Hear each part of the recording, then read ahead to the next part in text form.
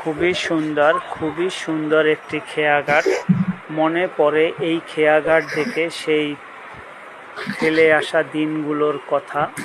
ছোট্টবেলা যখন নদীর ওই পারে আমাদের আত্মীয়ের বাড়িতে বেড়াতে যেতাম, তখন নদীতে পানি যখন কম থাকতো, কাদার ভিতর পাড়াইয়ে তারপরে উপরে উঠতে হইতো।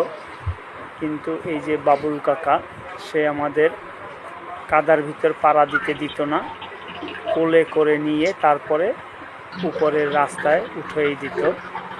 অবশ্য আমরা যখন ছোট ছিলাম তখন এখানে এই শান বাঁধানো ঘাট ছিল না, পরে দুই পারেই শান বাঁধানো ঘাট হয়েছে।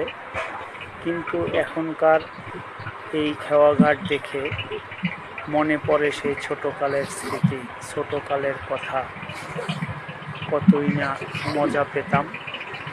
নৌকায় চড়ার একটা ভয় থাকতো, তুফান আসলে অনেক ভয় হতো,